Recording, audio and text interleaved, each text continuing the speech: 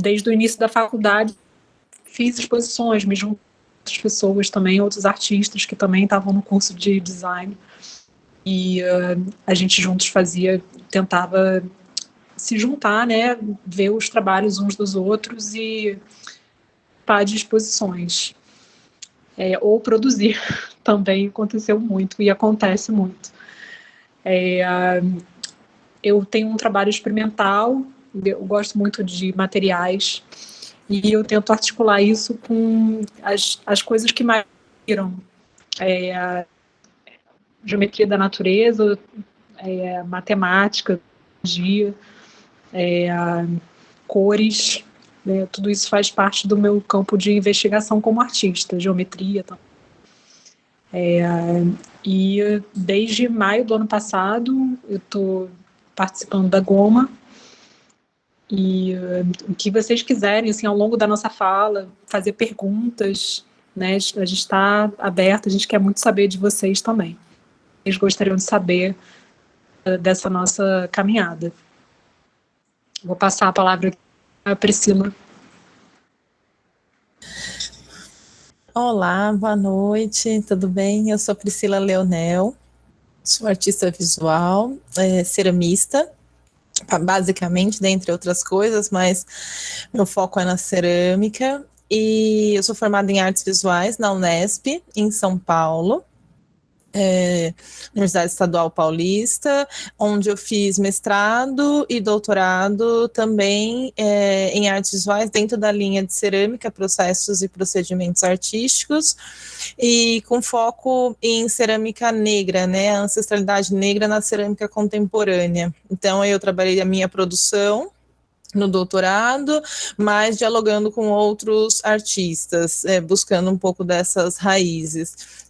Também vou deixar daqui a pouco para vocês aí o meu site, o Instagram também, e sou professora, trabalhei 2 anos como professora da Unesp de Bauru, que é uma faculdade no interior de São Paulo, trabalhei como professora de gravura e professora de cerâmica, e agora eu estou no Instituto de Artes da Unesp em São Paulo como professora também.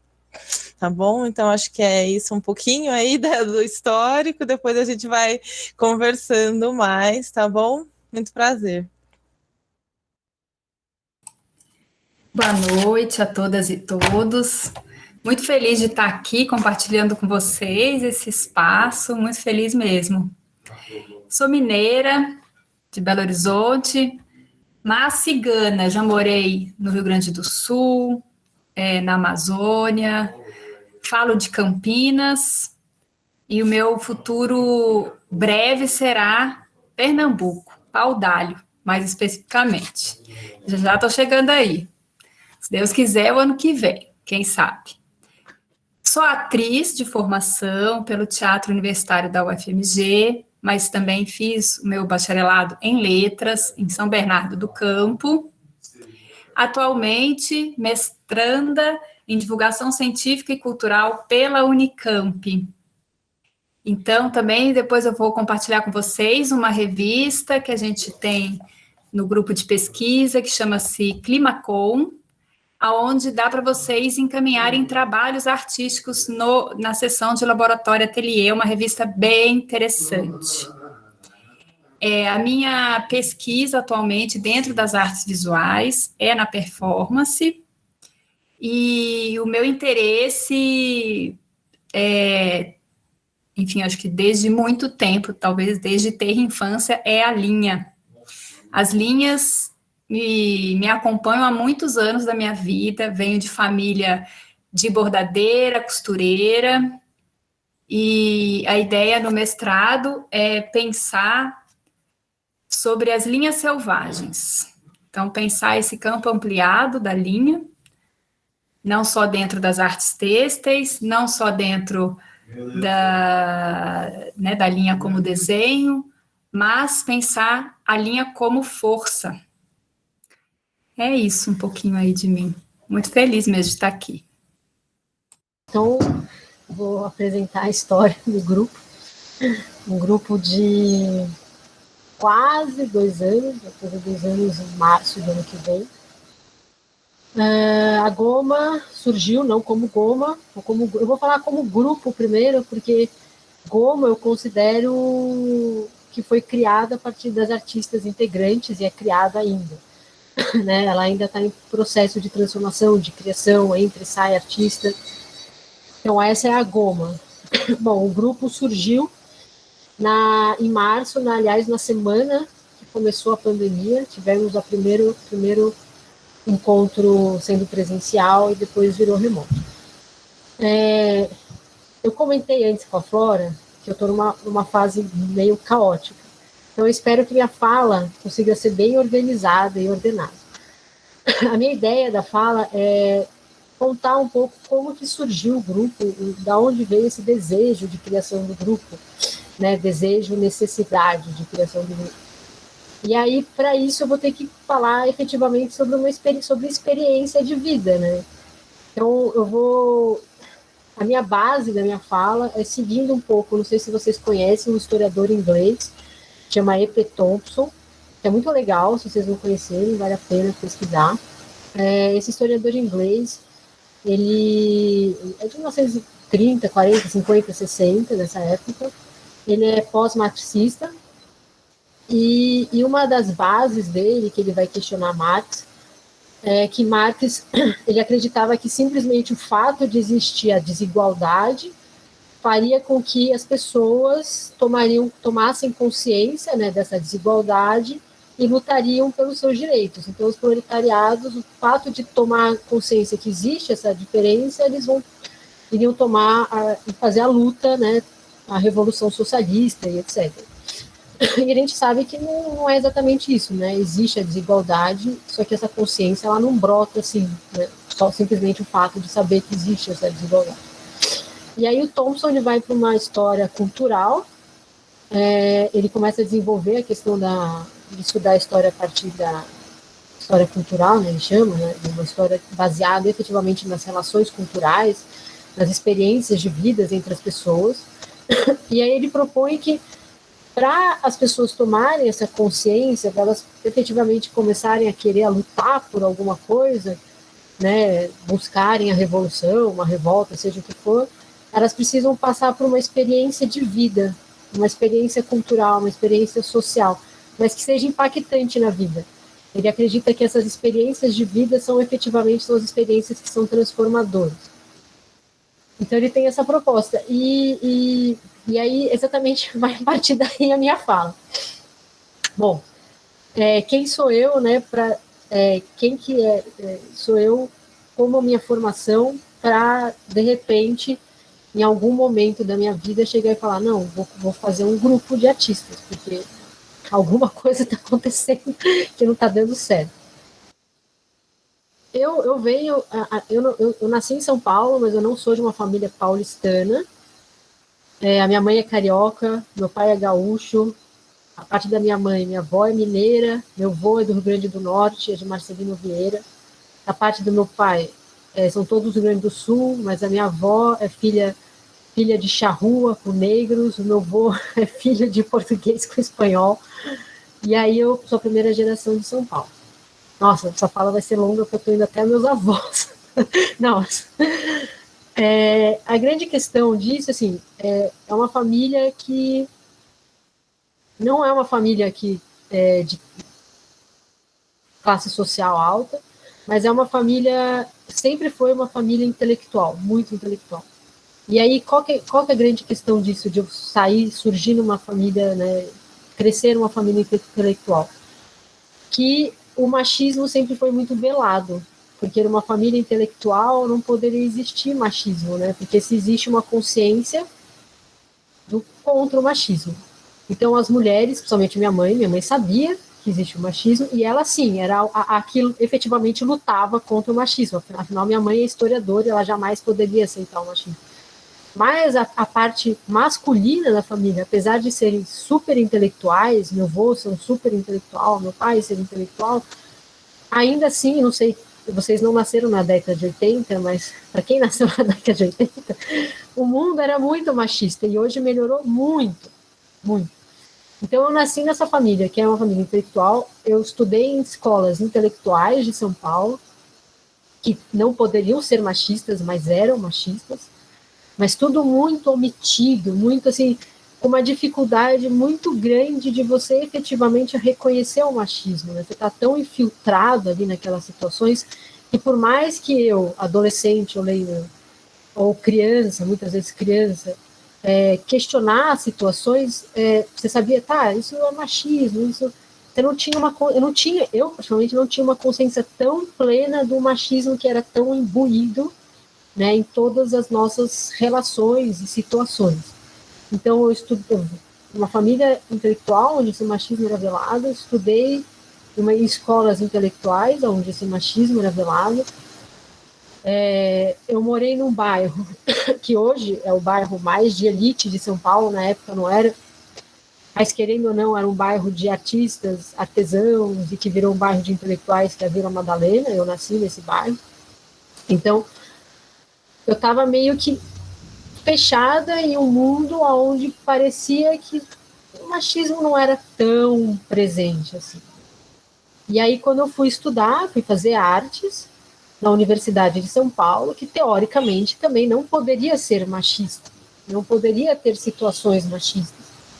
Então, eu tive uma situação de relação entre essa desigualdade entre homens e mulheres, onde eu sabia que existia essa desigualdade, mas eu não conseguia enxergar ela tão plenamente. Eu não tinha uma experiência de vida tão contrastante que eu conseguisse fazer eu enxergar ela com tanta plenitude. Eu sabia que tinham situações ali que não eram corretas, ainda mais quando as situações eram mais drásticas, então era meio óbvio que não estava certo, mas eu não conseguia caminhar ainda para uma clareza tão grande do que acontecia, tanto nas relações cotidianas, domésticas, quanto depois, principalmente, nas relações do mundo da arte, né? Vamos usar o termo mundo da arte, né? Onde se envolve toda a história da arte, onde se envolve espaços acadêmicos da arte, onde se envolve relações de galeria, né, relações entre artista e galeria, e etc. Então,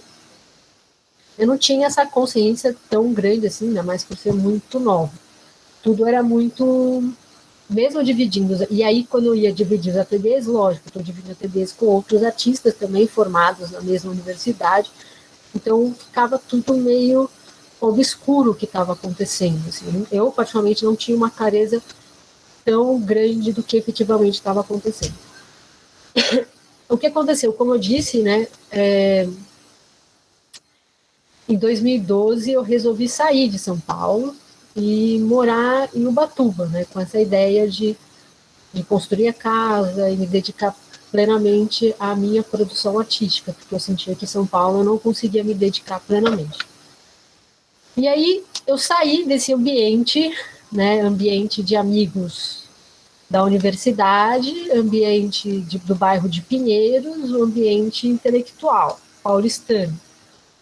E vim parar em uma cidade que, apesar das pessoas serem extremamente simpáticas, infelizmente é uma cidade que tem uma escolaridade muito baixa e os moradores têm um repertório cultural, infelizmente, pequeno, assim, né? Então é uma cidade muito pequena, com sérios problemas assim sociais relacionados à questão da educação, relação cultural. Então eu cheguei em um outro espaço, cheguei numa outra relação completamente diferente, uma outra forma de encontros sociais, né? E aí, durante a construção, essas relações entre homem e mulher ficaram muito claras, assim, até comicamente claras. Assim. Tinha situações bem engraçadas construindo a casa. Por exemplo, vou contar algumas anedotas bem cômicas, assim, por exemplo, estava alugando a casa de um senhor muito simpático, o senhor Oliveira, que é um pescador que infelizmente morreu ano passado, tinha 90 e tantos anos. A gente estava alugando a casa dele e nesse dia o meu marido, o Renzo, ele estava passando mal, estava doente e aí ele passou o dia inteiro dormindo. E aí eu falei, beleza, já que eu não vou construir a casa hoje, né, eu vou fazer uns móveis aqui para a casa do senhor Oliveira, fazer umas prateleiras, fazer algumas coisas assim que tá precisando na cozinha. Aí resolvi ficar lá trabalhando na garagem, fazendo umas prateleiras. E aí o seu Oliveira, ele passava lá de vez em quando, via eu trabalhando, o Renzo deitado, dormindo, e falava assim, nossa, seu marido trabalha muito bem com madeira, é incrível. Eu falava, seu Oliveira, sou eu que estou trabalhando, o Renzo está doente ali na cama. E ele foi umas 3 vezes lá e falava isso, nossa, seu marido trabalha muito bem com madeira. Quando eu terminei os móveis, sei lá, na semana seguinte, eu chamei o seu Oliveira, né? Tipo, seu Oliveira, vem ver os móveis que eu fiz, né, para sua casa, ver se você gostou e tal, né, para a cozinha. E aí ele chegou na cozinha e falou: nossa, Renzo, parabéns, os seus móveis ficaram muito bons. Então, foi assim, uma situação zero velada, né? Se eu estava numa situação onde tudo era meio omitido, né, na USP, lá no Departamento de Artes Plásticas, de Artes Visuais, nos espaços da galeria, lá não tinha mais, assim, né, aqui em Ubatuba foi... bom, durante a construção também, eu, por exemplo, fiz toda a caixaria para sapata, né, e o rapaz que a gente contratou, que o processo da casa, assim, a gente não entendia nada de construção, nada. A gente ficava vendo vídeo no YouTube, lendo livro de construção, e não sabia nada. Então, no começo, a gente falava, bom, a gente vai contratar uma pessoa que vai ensinar a gente a construir, então a gente vai trabalhar para ela de assistente. A gente contratou um rapaz primeiro, e aí eu fui fazer a caixaria, porque a caixaria eu sabia fazer trabalho de madeira. Então eu fiquei construindo toda a caixaria da sapata da casa, que deu um mega trabalho, estava exausto e tal. E o cara viu eu fazendo a caixaria. Foi a mesma cegueira do seu Oliveira. Ele viu eu fazendo a caixaria. E aí um outro dia, encontrando ele, quando a gente foi pagar, aliás, no dia que a gente foi pagar ele, pelo trabalho, ele olhou para o Renzo e falou: nossa, Renzo, você é muito bom, você deveria ser empreiteiro. As suas caixarias, ficaram perfeitas, ficaram bonitas, assim. E realmente ficaram bonitas. Eu tive orgulho do meu trabalho, foram as caixarias mais bonitas que já fizeram no sapato. Só que fui eu que fiz. Bom, começou de forma cômica e leve essa situação, né? Eu ficava meio ultrajada, meio horrorizada, mas ainda não existia nada assim muito pesado em cima de mim, nada que me tirasse alguma coisa, né? Porque eu ainda era me sentia uma pessoa até certo ponto com uma certa liberdade, que eu podia, que o que eu mais queria, que eu mais gosto de fazer é produzir meu trabalho. Então, se eu estava lá construindo a casa, que é o que eu queria fazer, beleza, tudo bem, né? É o que eu estou fazendo. Se eu quero produzir meu trabalho, fazer minhas pinturas, minhas gravuras, tudo bem, ninguém está me impedindo aí. Então, as situações começaram a ficar muito claras, só que nada assim um incômodo, uma experiência que efetivamente, que nem o Thompson, né, que nem o Marx falava antes, que fizesse eu fazer alguma coisa. E aí o que aconteceu é que durante o processo da construção, em 2014, eu engravidei e o nosso filho nasceu em 2015. E a casa, a gente se mudou no último dia de 2014, dia 31 de dezembro, a gente se mudou nós nos mudamos para a nossa casa. E aí que começou o impacto, efetivamente. Foi quando eu, tendo um filho, né, em abril, e eu tendo uma casa, coisa que eu não tinha antes, porque até então eu não tinha nenhuma responsabilidade com casa, porque as casas a gente alugava, era emprestado, etc., então não eram minhas as casas. A partir desse momento, com filho e com casa, eu me tornei uma entidade mulher.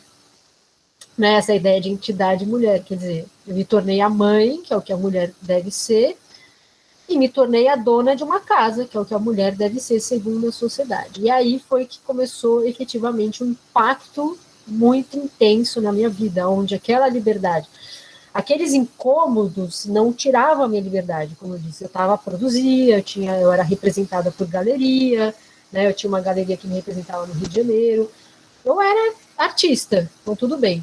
Mas a partir do momento que meu filho nasceu e eu entrei na casa, eu deixei de ser artista e me tornei uma entidade mulher. Ainda mais pelo fato de a gente estar completamente isolado de tudo, com zero ajuda de avós, etc., eu efetivamente tive que virei mesmo, não tinha nada assim externo que pudesse me tirar dessa situação. E aí foi que eu comecei eu perdi essa liberdade e comecei a enxergar efetivamente o machismo da sociedade aplicado diretamente sobre mim, né? Efetivamente tirando a minha liberdade de criação, de produção, de potencialidade, que é o que eu gostava de fazer, que é o que eu queria fazer, que era construir coisas, construir uma casa, fazer vídeo, fazer pintura, seja o que for. E não podia mais. Com o tempo, foi muito interessante, não sei se vocês sabem, tem uma pesquisa, eu lembro na época que saiu uns anos atrás, assim, saiu uma pesquisa falando que as mulheres, 2 anos depois, no Brasil, 2 anos depois que tem filho, elas são demitidas. Então tem esse prazo que as empresas têm, mais ou menos, que assim, a empresa não pode demitir quando está grávida, não pode demitir depois que nasce o filho, então espere exatamente o prazo de terminar, né, essa licença maternidade, etc. Então 2 anos depois elas demitem as mães. E foi o que aconteceu comigo, e eu demitida, né? Galeria nem contrata, não paga salário, mas eu fui demitida da minha galeria. 2 anos depois, eu fui dispensada da minha galeria, e durante esses 2 anos, eu estava, que meu filho tinha nascido e tal, com a casa ainda para construir, sem janela, sem nada. A gente ficou 1 ano sem luz e tal, caos, tentando construir a casa. Durante esses 2 anos, eu fiquei na geladeira. A galeria me deixou totalmente na geladeira. Assim, eu estava produzindo algumas coisas, assim, muito pouco, né, eu entendo, mas deve-se entender também que é normal ter filho e que é normal não produzir durante o tempo, né, é natural. Essa ideia de excesso de produção, essa coisa meio capitalista de excesso, tem que ser produtivo, tem que ser gênio, etc. Então, fiquei um tempo produzindo muito pouco, mas o que eu produzia, eu via que eu estava sendo deixada totalmente de lado na geladeira. E essa situação me fez, assim, foi quando espetou, né? Foi quando comecei a perceber quando a coisa, o machismo que deixou toda aquela situação velada ou aquela situação cômica explodiu. Eu falei, não dá para ser mais esse velado, né? Comecei a ver, não dá mais para ser cômico, e não dá para a gente aceitar essa situação de um sistema da arte, que teoricamente a arte era para ser, né, exatamente o que não deveria ser de mais tradicional na sociedade, né, de que envolve preconceitos, etc. A arte deveria ser a negação disso, né, teoricamente, é o que ensinam para a gente na universidade. E aí você começa a rever todas essas camadas históricas que são ensinadas para a gente, aí você começa a entender, né, todas essas narrativas, né, quem que escreveu essas narrativas, e aí, então, isso estourou em mim, e eu falei, não dá, não tem como, eu explodi, assim, eu já era feminista, mas eu virei a feminista mais radical e insuportável da história, porque não tinha como, eu perdi totalmente a minha liberdade, né, isso eu tô falando uma situação bem pessoal minha, assim, foram anos bem complicados. Mas, por um lado, essa complicação, como o Thompson diz, é boa, porque aí você ganha consciência e ganha energia para fazer alguma coisa. Então, depois disso, eu comecei a pensar e a falar, seria legal se tivesse uma rede que as mulheres se reunissem, né, se unissem e criassem uma rede de troca, de conversa, de produção, né. Por que a gente tem que depender do sistema da arte? Porque são tantas mulheres que produzem e são tão boas, e são as mais bem formadas, por que a gente tem que depender do sistema da arte? Por que a gente não pode se reunir e produzir individualmente? Por que eu tenho que depender de um edital para participar de uma exposição? Por que eu preciso de uma galeria para vender meu trabalho, ou para expor, ou para isso, ou para aquilo? Por que eu preciso ficar enviando para revistas já existentes? Por que eu não posso fazer a minha própria revista, própria exposição? Só que sozinha é muito difícil, então eu comecei a pensar, seria muito legal se a gente fizesse, né, se tivesse uma rede onde as mulheres se juntassem para produzir coletivamente. E produzir coletivamente não seguindo o que já existe, não seguindo um padrão, o mesmo sistema masculino, né? Fosse um novo sistema, um sistema feminino, uma nova possibilidade, uma nova história. Então eu fiquei um tempo pensando nisso, né? Meu filho nasceu em 2015, eu comecei a sofrer e tal. E aí, em 2019, eu fiz uma postagem no Instagram, que eu não gosto, mas postei, foi um cadeador das Guerrillas Girls, e a Ana Calzavara, não sei se vocês conhecem a Ana Calzavara, Ela é uma artista de São Paulo, já uma artista mais velha, que já tem uma produção mais consistente, né? Ela estava sendo representada pela Milan, não sei se ela é representada ainda, ou pela Milan. Bom, a Ana Causavara viu a minha postagem e a Ana tem 3 filhos, então eu pensei, bom, acho que a Ana já viveu exatamente o que eu estou vivendo com o filho, ela tem bem mais experiência do que eu. E ela comentou, assim, super empolgada, né? Quando ela comentou, eu falei, tá aí, tá vendo? Tem 3 filhos, deve estar bem mais ferrada do que eu. E aí comentou e, na verdade, acho que ela comentou em 2018, eu acho. A gente demorou um bom tempo, né? Até se encontrar, até eu ir para São Paulo, e acho que em 2019 eu marquei com ela, eu falei, não, então vamos aí, Ana, vamos conversar, que eu tenho uma ideia, que eu queria conversar com você, eu queria apresentar uma proposta para você. E aí eu apresentei no final de 2019 a proposta, essa ideia de rede, ela topou na hora, e ela comentou que já era uma coisa que várias outras artistas já estavam pensando, já era uma coisa, sabe, que estava emanando. Não era eu a única, né? Já era uma coisa que estava emanando entre as outras mulheres, né? Porque o sistema da arte, ele tá numa fase... Eu não vivi não, acho que as fases anteriores eram bem piores do que a fase atual. Mas não é legal o sistema da arte para mulheres. Então, já era uma coisa que estava ali, imanente. E uma semana foi um processo muito rápido. Acho que, na verdade, isso daí aconteceu no começo de 2020, desculpa. Foi um processo muito rápido de convite das artistas. A gente falou, tá bom, vamos fazer um convite para as artistas, ver se elas topam, e aí marcar uma reunião e apresentar a ideia e ver o que acontece. Então, foi um processo muito rápido dessa conversa com a Ana até a primeira reunião, que foi presencial, em março.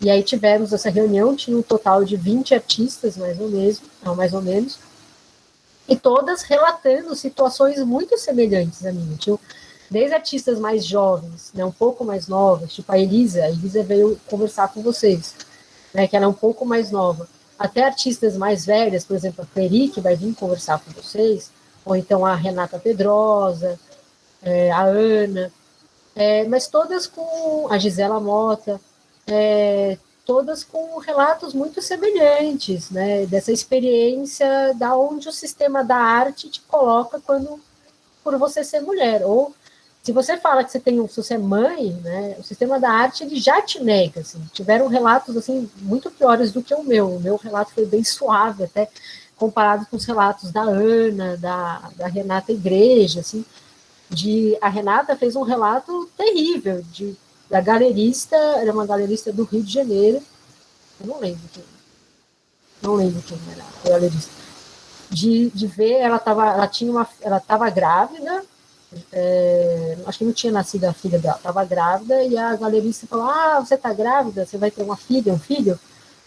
Então, a gente não está interessado, sabe, disse bem assim, curto e grosso, assim, tipo, não queremos artistas mães. Então, foi esse processo. Então, essa primeira reunião tiveram esses relatos, e aí, a partir daí, o grupo começou. Ficou um pouco perdido, né, quando começou a pandemia, mas acho que é normal, todo mundo ficou perdido no primeiro mês, né, não sabia se organizar muito bem, mas a partir daí a gente conseguiu criar essas reuniões remotas e tal, e começar a produzir. E aí, a partir daí que efetivamente surgiu a Goma, né? Que a Goma só surgiu depois nas reuniões, a partir das outras artistas e tal. Mas é essa a história, espero não ter sido muito longa. Oi, boa noite. Laila, no começo da sua fala, você disse que está fazendo um mestrado e o teu mestrado tem a ver com a construção da tua casa. Aí eu queria que você falasse um pouco sobre isso, como a construção de uma casa você vai adequar numa dissertação de um mestrado. Eu queria que você falasse um pouquinho sobre isso. Você sabe que a sua pergunta foi exatamente o que os professores do departamento pensaram. Foi um dilema o meu projeto. Pensava, mas o que a construção da casa tem a ver com poética? Pois tem tudo a ver, mas não dentro do modelo tão tradicional, não é uma gravura e tal, poderia estar mais dentro de arquitetura. A ideia do mestrado meu projeto começou de uma forma um pouco mais tradicional, de ser uma memória da construção, de ser um relato da experiência da construção, e aí aonde eu penso que se encaixa na ideia da prática artística, porque é um relato sobre o próprio ato do fazer artístico, apesar de ser uma casa, porque envolve processo, envolve método, envolve tradução, que no caso a minha casa ela é uma tradução de uma casa do Mies van der Rohe, não sei se vocês conhecem, é um arquiteto alemão, muito, muito famoso. Ele é a base do modernismo, principalmente o modernismo que se consagrou nos Estados Unidos, né, porque ele foi para os Estados Unidos. É um pouco diferente do modernismo que veio para o Brasil, que é do Le Corbusier, que é francês. Mas é baseada numa casa dele, que é a casa Farnsworth. Então, é uma tradução da casa.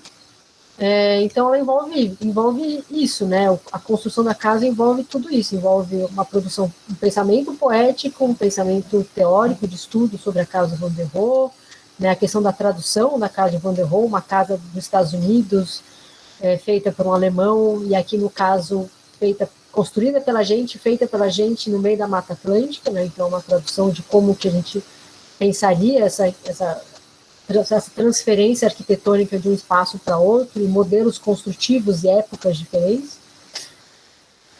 Então, começou com esse princípio, meu mestrado, essa era a ideia, esse relato disso, né, dos processos, métodos, etc. E agora, atualmente, foi bem legal ter entrado no mestrado e pensado na casa, porque eu tinha uma frustração muito grande com a minha casa, porque ela parece inacabada, sabe? O fato, talvez se vocês viessem na minha casa, vocês estão convidados, se vocês viessem, vocês iam falar, não, como assim? É mó legal a sua casa, não está inacabada. Mas como sou eu que estou construindo, eu olho o tempo todo e vejo problema. Então eu ficava vendo problema demais na minha casa. Nossa, precisa fazer essa janela. Nossa, isso aqui é assim, o ferro enferrujou, né? Porque é de aço, tem que pintar. Então, ao mesmo tempo que ela não terminava nunca, também já estava em processo de reforma, de pintar, sei lá. E aí foi muito legal fazer tratar de fazer, eu estou no final agora do mestrado, porque eu comecei a entender a casa como um organismo vivo, sabe? Que ela me transformou, né? Porque ela é completamente diferente de qualquer outra casa, o meu meio, minha forma de agir, minha rotina é totalmente transformada pela casa. E a ideia de que, não sei, lendo, por exemplo, eu escrevi um artigo sobre a casa Farnsworth, e é muito maluca essa história. Depois vocês dêem uma pesquisada, eu posso colocar o artigo para vocês verem. Não sei se vocês conhecem essa casa, depois, Flora, se você conseguir pesquisar aí, talvez compartilhar a imagem da casa Farnsworth, é uma casa que ela é o exemplo da casa modernista. Ela é linda, tá? E aí a minha casa foi baseada nessa casa. E quando a gente olhou a casa, ela é perfeita, é uma casa perfeita. Ela não parece uma casa, ela parece uma maquete em tamanho real, sabe? Porque ela é perfeita, ela sempre está bonita, sempre não parece que tem inseto, não parece que tem passarinho que bate no vidro e morre, não parece que tem formiga que invade, não parece que tem ferrugem, ela não parece nada. Ela é uma ideia de casa.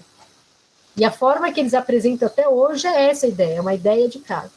Só que ela foi feita para a Edith Farnsworth, né, uma mulher. A Edith, ela sofreu bastante no processo de criação em relação ao Van der Rohe, e ela foi eliminada da história da casa. Ela foi completamente eliminada. E ela morou nessa casa durante 20 anos. A casa, ela foi habitada. Hoje a gente enxerga a casa e parece uma casa que deveria estar no museu, uma casa-museu, né? Uma casa-objeto de arte. Mas ela foi efetivamente habitada. E aí, quando eu comecei a estudar a história da casa e eu encontrei o diário da Edith. E eu comecei a encontrar os relatos dela, porque ela era médica e ela era uma super escritora, assim, uma mulher super inteligente, assim, super legal. Eu comecei a encontrar os relatos dela sobre a casa, poemas que ela fazia sobre a casa. A casa, ela entrava o Van der Rohe insistiu em fazer do lado do rio, para ela se tornar visível, para todo mundo poder ver da estrada, só que ela é toda de vidro, então ela não tinha privacidade, porque todo mundo na estrada via a Edith. A casa era fria e quente, ela era fria no inverno e quente no verão, tinha sérios problemas do respiro da lareira, era cheia de mosquito, ela teve que tacar tela de mosquiteiro pela casa inteira, coisa que hoje não aparece, mas tem. E os passarinhos morriam direto. É uma casa toda de vidro que batia um monte de passarinho naquela janela e ficavam morrendo. Ela fez até um poema sobre a morte dos passarinhos. Então você começa a ver que a casa do Van der Rohe, que é vendida mesmo, uma ideia, assim, sabe, vendida como uma ideia de perfeição do modernismo, perfeição do homem racional, do homem no sentido de homem, não de ser humano, do homem racional. Aí você vê que não, uma mulher viveu lá, que foi apagada da história, e que a casa era uma casa, que enferrujava, que tinha mato, que tinha passarinho morto. Então, está sendo bem legal fazer esse mestrado para entender um pouco esse processo do que é uma casa, né? Desmistificou bastante a questão do modernismo, né? E esse pensamento muito racional, masculino, eles não são racionais, mas eles se vendem muito como racionais, né, esse modernismo racional, né, do Van der Rohe, né, do menos é mais e tal. E eu enxergo essa construção da casa como isso, como um corpo vivo que eu tive que envolver todo o processo, o mesmo processo poético e mesmo os processos que a gente tem como artista de metodologia, processo, etc., tem numa construção de uma casa. Uma coisa que eu sempre percebo também, parênteses no que eu ia falar já, quando a gente vê as animações do Miyazaki, né, parece talvez uma bobagem que eu vou dizer, não sei para alguns, mas se a gente olhar, o desenho ele é inteiro bonito, tudo é bonito, tudo tem um aspecto estético, tudo, a roupa dos personagens, os sapatos dos personagens, qualquer veículo, toda a arquitetura das cidades, toda a vegetação, tudo, em qualquer um das animações dele tem essa perfeição, essa busca de que há uma necessidade estética em qualquer atitude do dia a dia, e isso é o que morreu com o capitalismo. Se a gente não fosse uma sociedade capitalista, e ela como uma anticapitalista torna isso muito claro, assim, eu fico até, confesso que eu fico surpresa que teve falta talvez de entendimento da banca na hora que te entrevistou para o mestrado na USP. Fico surpresa, porque acho assim tão óbvio, né, que tem um porquê você construir a própria casa, é o momento em que você vai poder ter um pensamento estético sobre absolutamente tudo, né, cada detalhe da sua vida. Olá para o nosso visitante.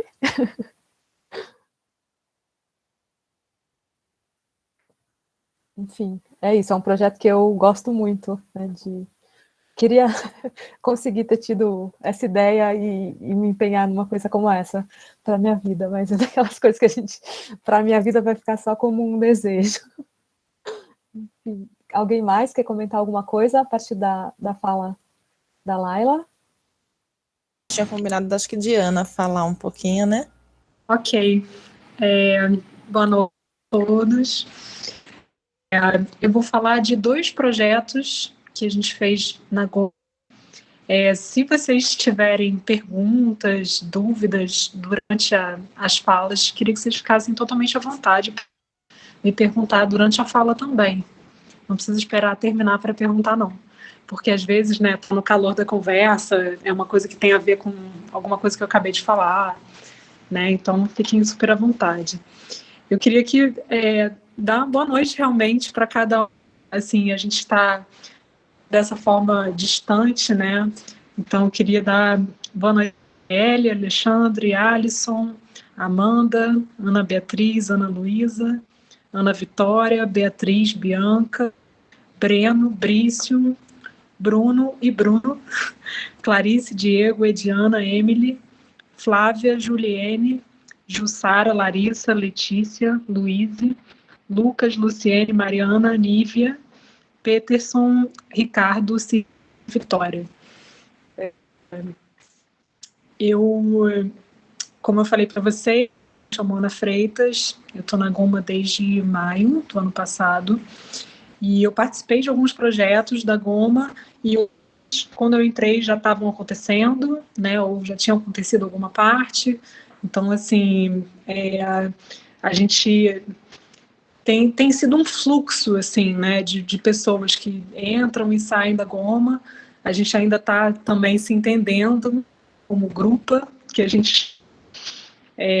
e como a Laila disse, a grupo se formando a partir das pessoas que estão agindo naquele momento, né? Então a gente está a todo momento se reinventando, diria. Um dos projetos que a gente está fazendo na Goma e também já fez algumas edições é o Dupladu, né? Isso partiu da ideia da Biba Rivo, uma artista que fez parte da Goma durante um tempo, espero que volte. Enfim, a gente tem também entradas e saídas, né? E a ideia seria, assim, acho que a maior parte dos movimentos e de ideias que a gente tem na Goma partem de uma apresentação, assim, cada uma, ao entrar na grupa, a gente se apresenta umas para as outras, né? Assim, apresenta o trabalho, fala da sua história, essas apresentações são gravadas e a gente tem uma conversa depois de cada apresentação dessa, tem um dia que é a apresentação de cada uma e a gente vai começando as nossas trocas, né? Se conhecer, mesmo que seja remotamente, né? Muitas de nós estamos em cidades diferentes, né? E o fato da grupa ter acontecido um pouquinho antes da pandemia e logo depois isso se tornado uma forma, né, da gente conseguir se encontrar, permitiu com que várias participantes, inclusive eu, né, assim, de outra cidade, até de algumas participantes da Goma em outros países, a gente pudesse fazer uma grupa mesmo estando com essa questão geográfica muito intensa, né, assim, dispersa, vamos dizer assim, né. Começou em São Paulo, mas depois isso se abriu. E a partir dessa apresentação, né, de cada uma, da gente se conhecer, a grupa chegou a ter 50 pessoas ao mesmo tempo. Assim, a gente está num processo agora de ter uma dinâmica com menos pessoas e a gente está o tempo inteiro revendo isso. Assim. Então, imagina, se nem a gente, como grupo, a gente se conhecia, né, as pessoas, até você conhecer, apresentar, isso são mais de 2 anos, eu acho, né? Assim, é um desafio, realmente, né? Como lidar com dinâmicas internas do próprio funcionamento, dos nossos encontros, né? E da nossa dinâmica juntas. Então, a partir dessas apresentações, surgem muitos projetos ou ideias de projetos, né? A gente tem, a cada reunião, a gente pode ter, sei lá, 5 ideias de projetos diferentes. A gente também tem que lidar com isso, né? E uma dessas ideias era cada uma sentiu vontade de ver a outra olhando, e a ideia começou como fazer umas lives no Instagram de duplas de artistas trabalhando em seu ateliê, assim, e é como se fosse uma espécie de diálogo de mãos, né, o diálogo do fazer, assim, e que isso pudesse ser construído numa forma de ciranda, né? Uma live de um artista com a outra, depois dela com outra, até girasse a roda toda e todas pudessem estar fazendo essas lives, né? E isso fez com que a gente tivesse uma outra experiência de troca internamente, só que ao mesmo tempo colocado publicamente, né? Em tempo real. Assim, é uma experiência muito interessante ter participado dessa dinâmica. Isso me fez me aproximar mais das artistas com quem eu fiz o Dupladu, e a gente fez edições até agora desse Dupladu. Quem quiser ver, tem no Instagram, no IGTV, E a gente foi convidado, depois de ter feito o projeto 1,5 metro, pelo Festival Fix de Língua Portuguesa, e a gente propôs fazer um super dupla-du. Eu não me lembro realmente agora quantas pessoas participaram, né, do dupla-du no festival, mas a gente fez isso com pessoas também de fora da Goma, né, e de outros países de língua portuguesa. E foi uma coisa muito interessante, assim, foi um super mega dupla-du, todo mundo trabalhando em seu ateliê ao mesmo tempo, e isso sendo veiculado publicamente através de plataformas digitais, né? A gente fez o encontro, se eu não me engano, foi no Zoom, e uma pessoa do festival ficou responsável por montar as duplas, né? E cada pessoa no Zoom poderia escolher por conta própria, né, qual eu gostaria de ver em tamanho maior na tela, e a gente fez essa ação, se eu não me engano, foi durante 4 horas. E foi uma experiência interessante. A gente partiu dessa experiência que a gente viveu na Grupa, né, e veiculou pelo Instagram, que é o meio que a gente tinha mais acessível, principalmente no ano passado, a partir da pandemia. Depois a gente viu isso, teve essa experiência de fazer isso numa outra escala, né? Assim, eu achei que foi muito interessante, assim, esse momento. E isso também é como se fosse abrir uma janela, né, no ateliê de cada uma para ser vista por um público, né?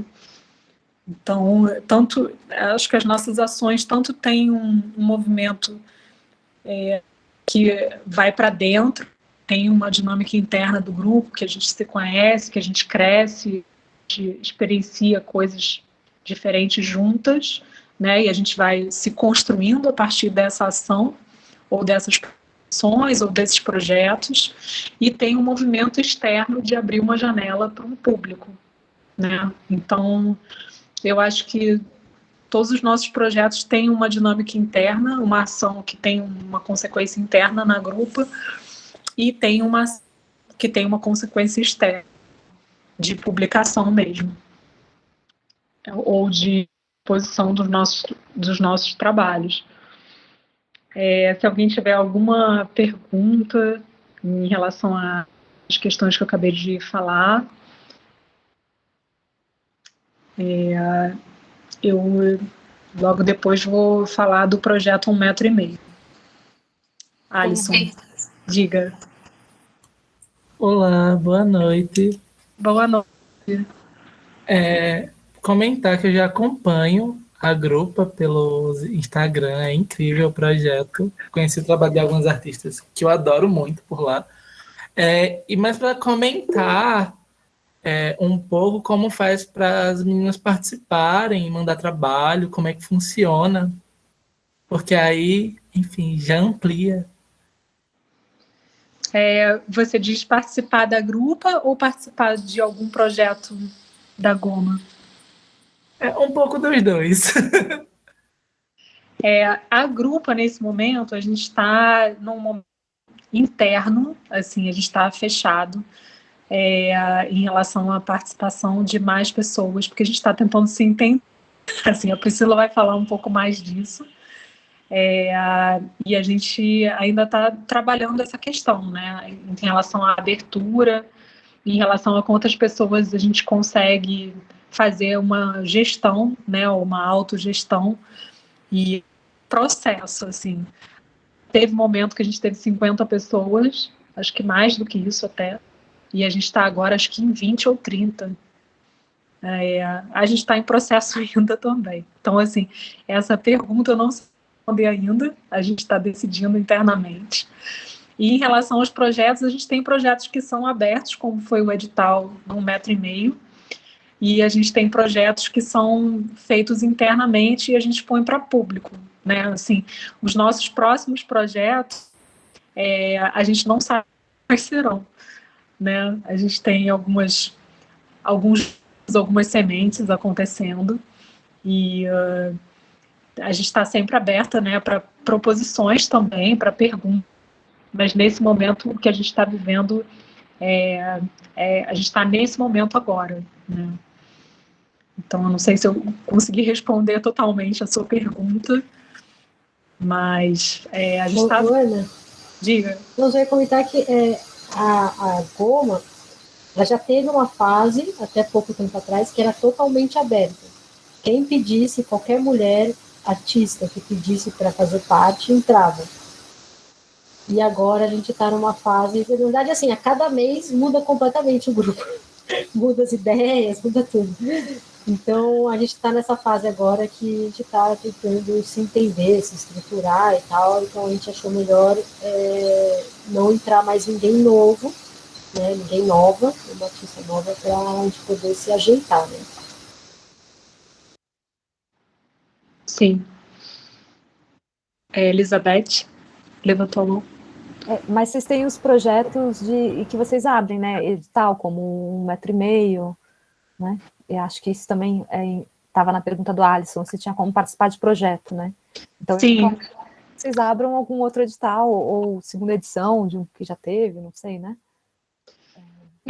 O único projeto que a gente fez até agora, que foi 1,5 metro, e a gente, enfim, como é um grupo que tem projetos muito diferentes uns dos outros, isso depende, né, das artistas que estão ativas naquele momento e das ideias que surgirem. A gente não sabe o que pode vir, assim, então a gente não tem um planejamento futuro, né, assim, a gente só tem a vontade de fazer coisas, a gente não sabe ainda exatamente que coisas são essas, a gente tem energias acontecendo e em alguns momentos essas energias se materializam, vamos dizer assim, né? Se imantam, como a falou. Ana, deixa eu só completar que a gente tem sim previsão para o ano que vem de um projeto que a Laila e a Gina estão organizando, que possivelmente, né, Laila, será aberto. Então, eu acho que esse projeto vai ser bem interessante e a ideia é que ele venha com edital, seja aberto para outras pessoas participarem. Eu particularmente não gosto muito da palavra edital, né? Que o 1,5 metro ele não foi um edital, ele foi uma chamada aberta. A Ana vai falar um pouco sobre isso agora, mas não tem a ideia de seleção, né? Então, a gente precisa se organizar, eu e a Gina ainda, né? Vamos ver como que acontece a vida, mas se for aberta, acho que provavelmente, como eu disse, a ideia do grupo é não seguir uma coisa que já existe, né? Se a ideia do grupo é exatamente questionar essa estrutura masculina, não tem por que a gente repetir a mesma estrutura. Então, se a gente for abrir, que a gente abriu no 1,5 metro e tal, a gente vai abrir num formato que é uma nova estrutura, uma estrutura não de competição, né, que são os editais, mas sim uma estrutura de acolhimento, de participação. Então, tipo, só que eu e a Gina precisa trabalhar para isso.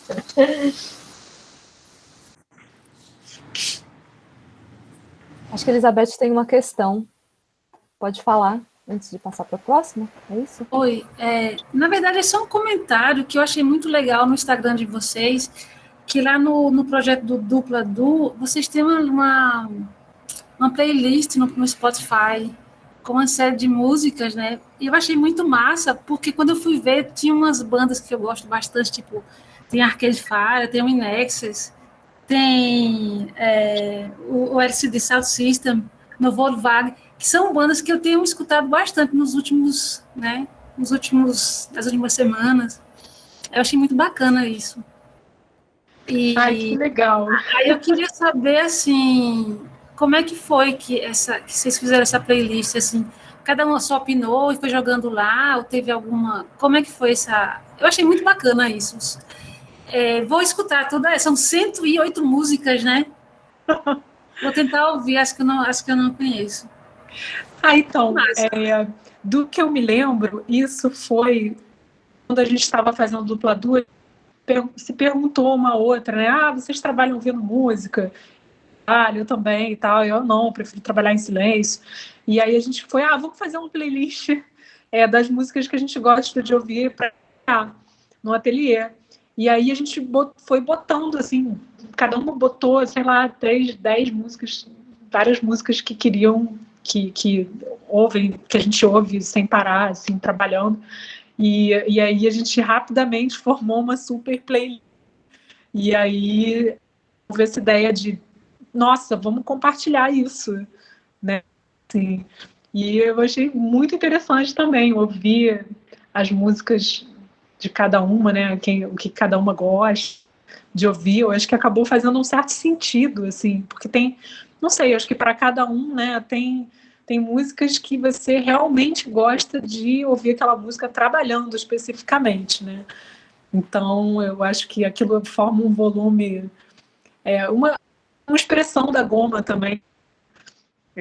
Todos convidados para ouvir a playlist das nossas músicas. Legal você ter lembrado disso, Elizabeth. Assim, é muito massa, porque você tem Elvis Presley cantando Suspicious Mind e você tem Dorival Caymmi. É muito massa isso. Muito bom. E se alguém tiver mais alguma pergunta sobre essa parte do ou do que já foi dito agora, senão eu vou passar para o projeto do 1,5 metro.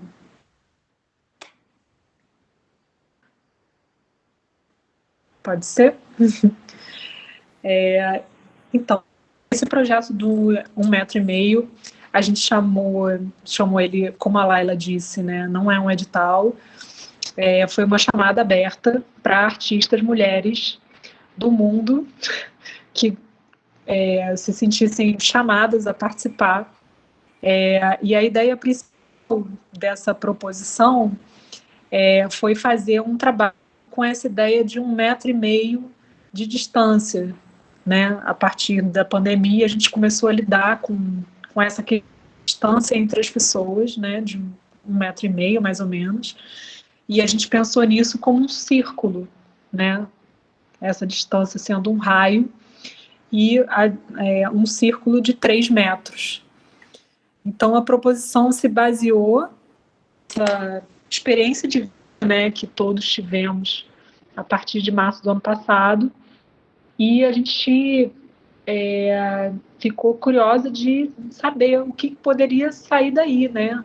Assim, artista que se propusesse a participar, o que cada uma ia pensar e fazer em relação a isso. A ideia seria, de fato, fazer um trabalho, né? Não seria um projeto de um trabalho, e enviar para a gente fotos e, quem quiser, um vídeo de no máximo de 1 minuto.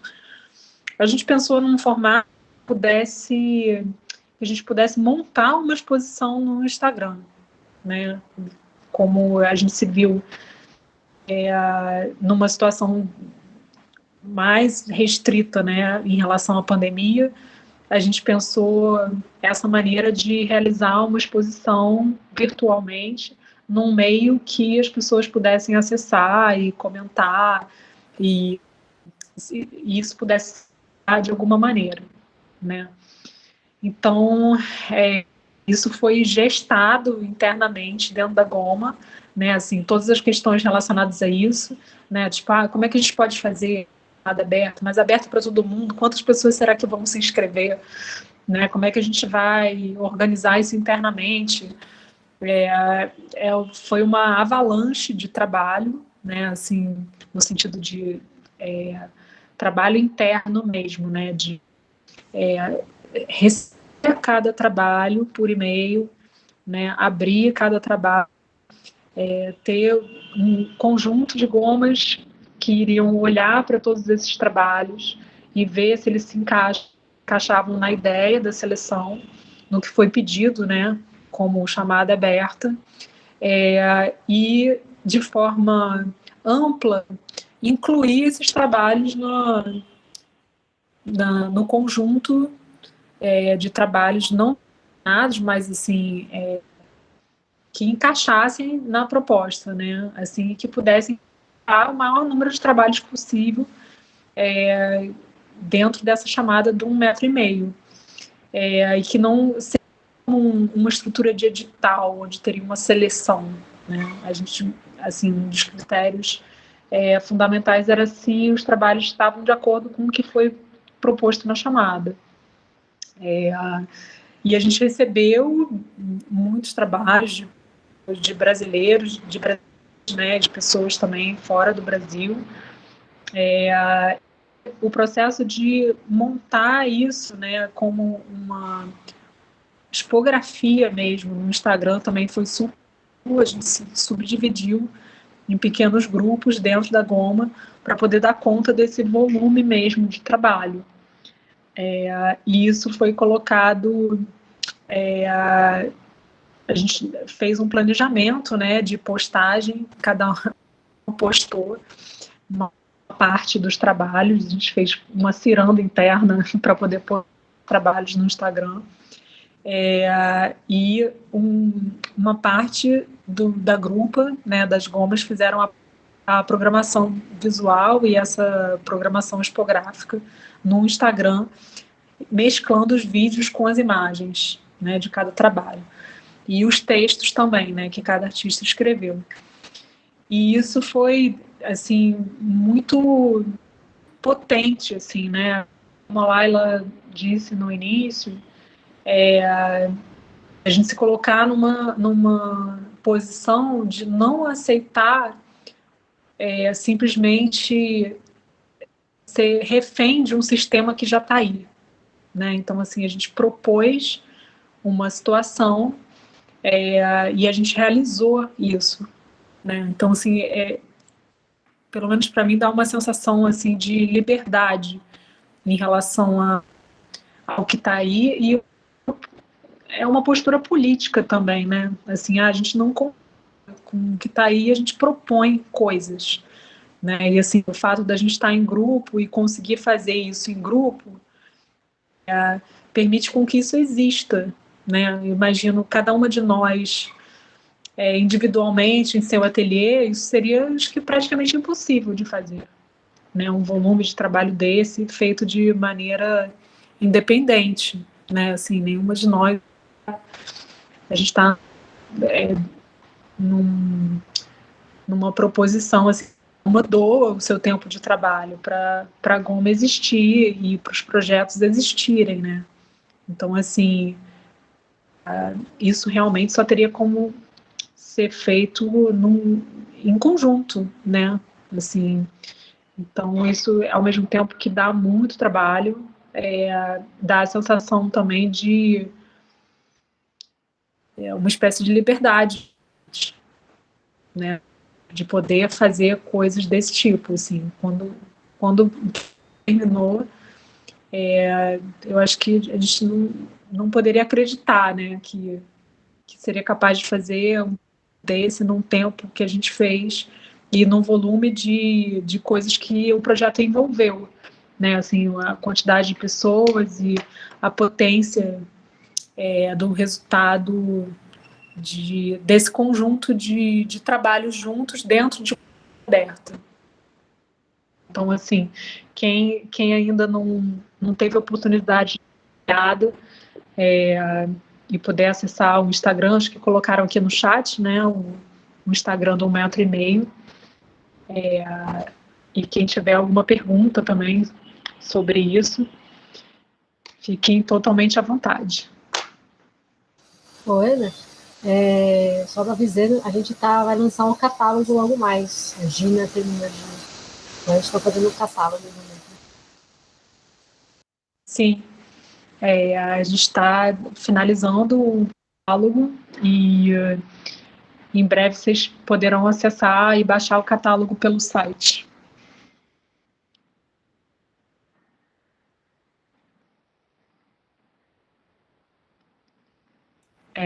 Alguém tem alguma pergunta?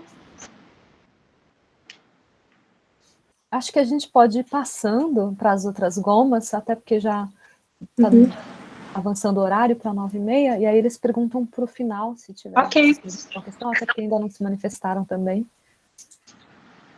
Mas acho que está indo muito bem. Eu coloquei o Instagram geral da Goma e o do 1,5 metro, e aproveito então, já que eu fiz essa intromissão agora, para recomendar que vocês vejam, porque eu acho que elas têm uma maneira muito profissional de usar o Instagram, que é muito bacana, profissional e artística ao mesmo tempo.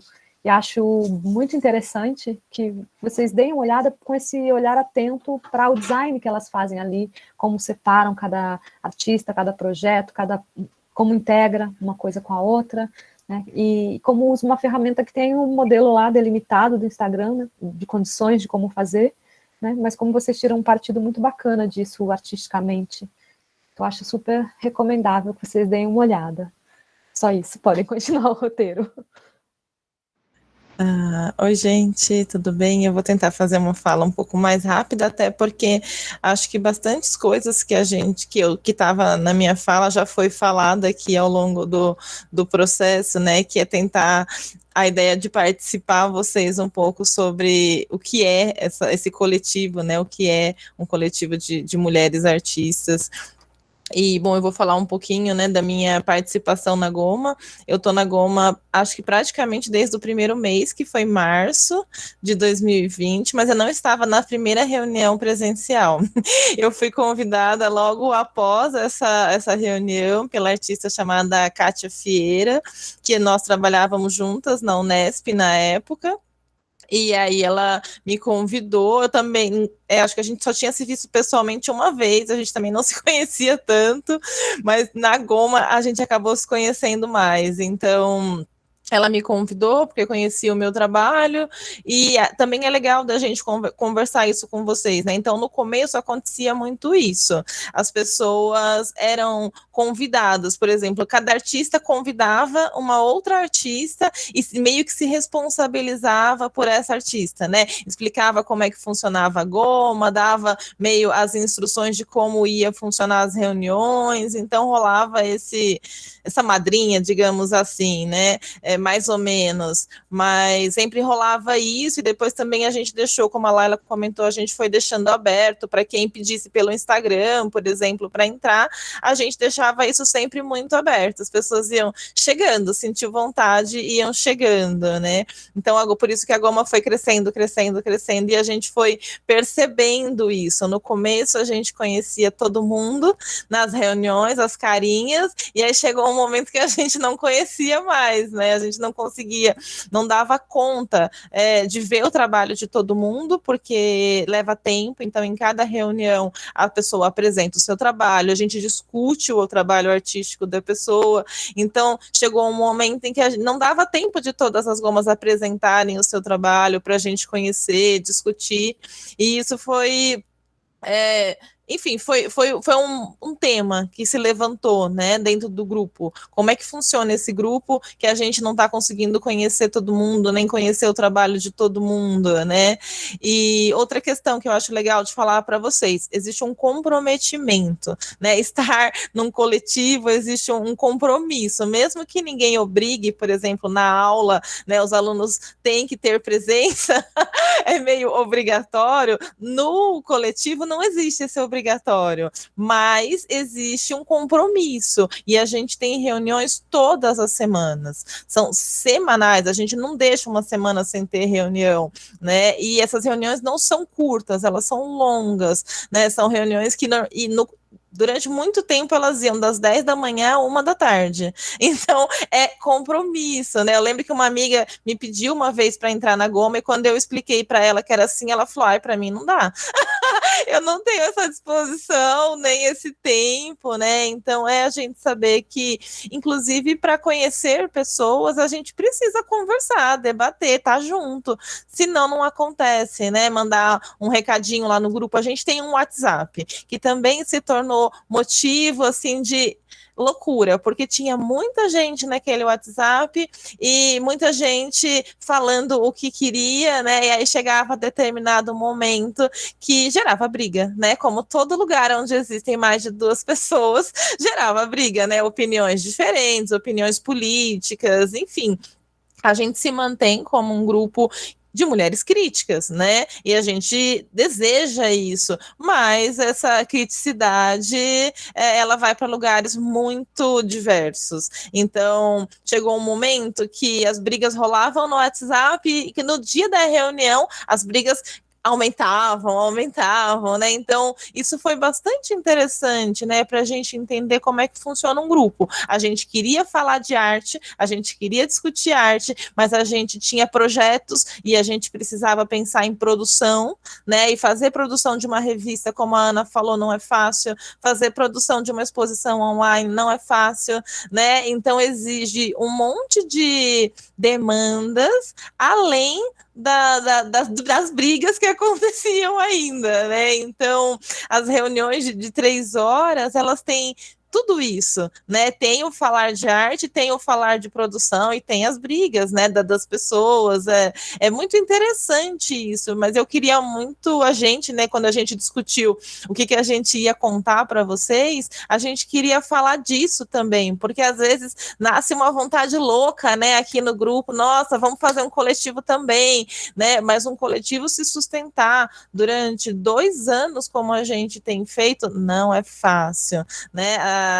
E isso é feliz, né? Que a gente está aqui, estamos vivas, mas a Ana Freitas chegou a comentar, né? A gente chegou a ter mais de 50 pessoas no grupo e chegou um momento, né, de discussões no meio desse ano de 2021, que a gente falou, poxa, alguma coisa não está dando certo, né, porque a gente está precisando, a ideia é que a gente fosse anarquista, né, como a Laila coloca às vezes, que a gente fosse tudo horizontal, que a gente se autogerisse, né, essa era a nossa ideia, e não estava funcionando, a gente foi sentindo que faltava alguém que fizesse uma ata das reuniões, faltava alguém que mandasse, quem que vai mandar o link hoje para a reunião, né? Então, quando ninguém fala quem vai fazer, acaba recaindo sempre sobre a mesma pessoa que assume esses pesos, né? Então, isso foi uma grande questão que a gente aprendeu como coletivo. Coletivo também é dividir, né? Aquilo que a gente vai fazer, é compartilhar, é criar junto, não é deixar nas costas de um ou de outro, né? Então, a gente sentiu no meio desse ano que a gente precisava dividir esse compromisso, e aí a gente discutiu sobre isso e chegou na conclusão de criar um grupo, que é a Gunga, e a Gunga, ela é responsável, são 3 mulheres responsáveis por fazer esses bastidores aí, fazer a ata, fazer o lembrete das reuniões, mandar um recado no grupo lá das gomas, se nascesse discussões ali no WhatsApp, criar uma mediação, né, chamar isso para a reunião, abrir as reuniões. Então a Gunga tem tido essa função nos últimos 6 meses, a gente tem feito vários experimentos de como lidar. A gente manda recadinhos no particular para cada goma. Pô, chegou o dia de eu parar 1 hora e ficar mandando um recadinho para cada goma. Teve dias da gente ligar. Oi, tudo bem? Não sei o que lá. Oi, tudo bem? A gente se dividia nas 3 e ligava para cada uma das gomas e passava um tempão conversando, né, sobre as questões. Então, e é engraçado, a gente chegou a conversar com pessoas que nunca vinham nas reuniões. Isso era bastante interessante. As pessoas muito presentes no WhatsApp, super ativas, participando dos projetos da Goma, mas que nunca vinham nas reuniões. E isso foi bastante interessante, né, para a gente ver, inclusive uma coisa que eu falei com a Flora, né, como a gente pode participar de várias formas de um coletivo também, né, e isso é uma coisa que a gente ainda está tentando entender, essas diversas formas que as pessoas podem participar da Goma, porque é um grupo de mulheres assim muito rico, né? Grandes artistas e que tem muito para contribuir, para compartilhar, e o ideal seria que a gente não perdesse ninguém, né? Nesse compartilhamento. Nesse fim de ano a gente perdeu muita gente que acabou de sair, assim, mas a gente gostaria de retomar isso. Mas tem uma coisa importante, estar nas reuniões é importante para a gente trocar, para a gente crescer, e aí a gente também chegou nesse lugar que era muito importante estar nas reuniões, compartilhar e se conhecer para produzir alguma coisa junto, senão os projetos também não vão para frente, né? Uma coisa que a Laila sempre fala, a Goma não é uma plataforma para a gente se expor, né? E para a gente mostrar nossa cara como artista, né? A Goma é um lugar para a gente construir junto, construir um outro sistema. Então, é bem difícil construir um outro sistema quando a gente está dentro de uma sociedade que pensa de outro jeito, né? A gente quer falar de arte ou a gente quer... enfim, outras coisas, né? 1 milhão de outras coisas que um coletivo pode te dar, né? Então, acho que um pouco da minha fala hoje aqui, também não vou me estender, era isso, eu queria deixar isso aberto também, se vocês quiserem perguntar, né? E eu vou fechar a minha fala falando o que é a goma para mim, né? Por que eu tô na goma esse tempo todo? Eu confesso que tem dia que eu saio da reunião emputecida e meu marido fala, mas o que você tá fazendo nessa goma ainda? E aí eu fico pensando, né, o que eu estou fazendo aqui? De alguma forma, né, quando a gente sai da universidade, ninguém mais te passa trabalhos, né? O professor te passa um trabalho, é tão estimulante, né, mas quando a gente sai da faculdade, não tem mais, é você, o seu ateliê, o ateliê fica grande para você sozinho, né, você monta um ateliê e você fica ali, no começo você trabalha muito, mas aí depois...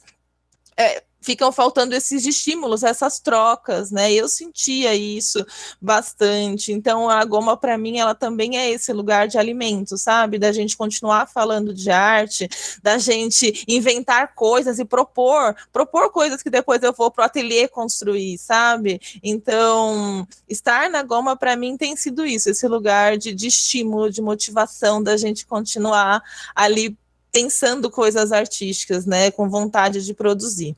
Bom, é isso, vocês têm aí meu contato, a gente pode continuar trocando, eu vou passar a palavra para a Mariana, muito obrigada, gente. Se alguém quiser fazer perguntas antes também, é possível, só para, assim, a gente, acho que tem tempo, eu só falei assim, porque eu sei que alguns alunos também têm horário, mas acho que dá tempo, se alguém quiser fazer pergunta, fique à vontade. Senão também a gente faz para o final e a Mariana já fala agora. Acho que a Elizabeth tem uma questão. Pode falar. Oi, é uma pergunta, mas é uma pergunta meio mais provocação do que pergunta, sabe? Sobre isso que você falou dos relacionamentos, das, digamos que, complicações, né? Nesse coletivo. Eu tinha um amigo que ele sempre criticava as mulheres, ele dizia assim, mulher não sabe trabalhar em grupo porque mulher não jogou futebol quando criança. Porque menino, quando joga futebol, ele tem uma bola, que é um brinquedo só, para dividir com os meninos, daí ele consegue trabalhar o coletivo, né? Tem essa facilidade. Aí a minha pergunta seria o seguinte, será que é isso mesmo? Será que nós, mulheres, não tivemos, quando criança, essa experiência? E daí tem essa coisa de dizer que mulher não sabe trabalhar em equipe, ou isso é um comentário machista, e na verdade, é uma forma de você, assim, não estimular a união das mulheres, assim. Com base nessa frase que eu falei, né, que é um comentário de um amigo meu, qual a opinião de você sobre isso? É isso mesmo? Ou esses conflitos em equipe são coisas naturais do ser humano? Independente de ser homem ou de ser mulher. Priscila, posso falar só uma coisinha antes? Claro. Eu era a melhor jogadora de futebol da minha escola. Só para dizer que eu joguei muito futebol.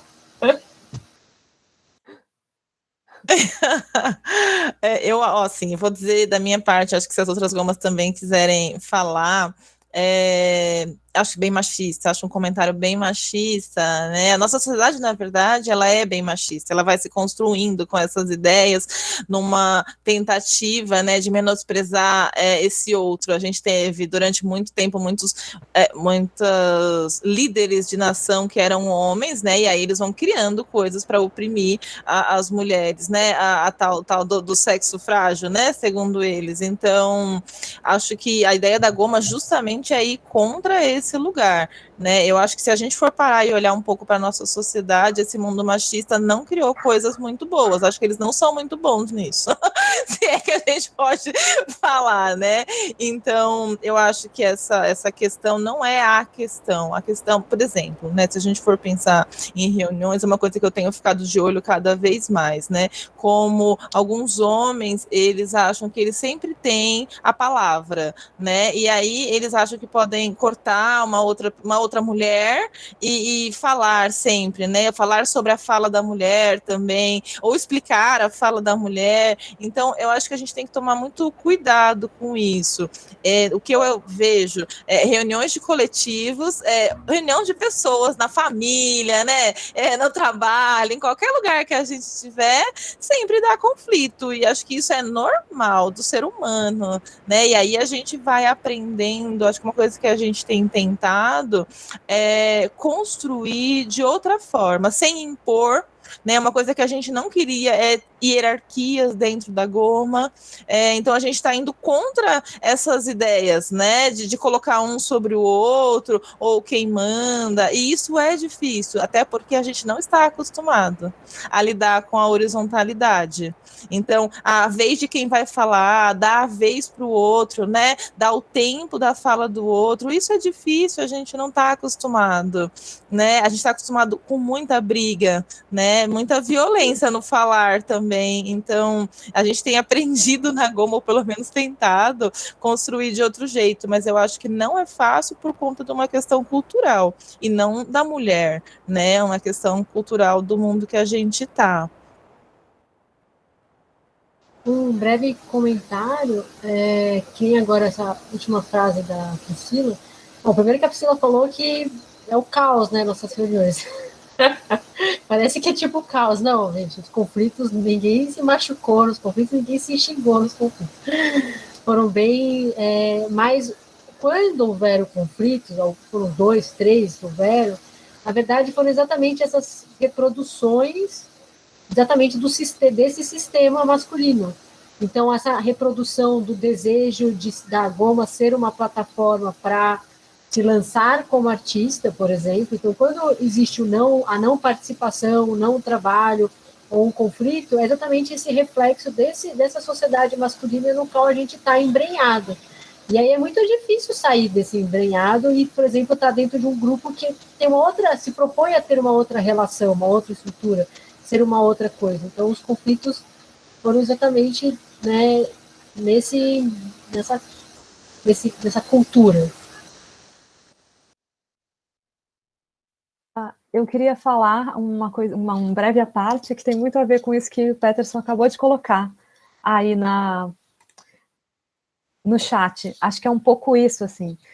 Eu acho que, voltando à história do futebol, talvez os homens sejam muito bons no empregar, não sei nem se em fazer, porque acho que a crise que vem do não conflito, da não conversa, no indivíduo, ela reverbera para outros indivíduos na sociedade.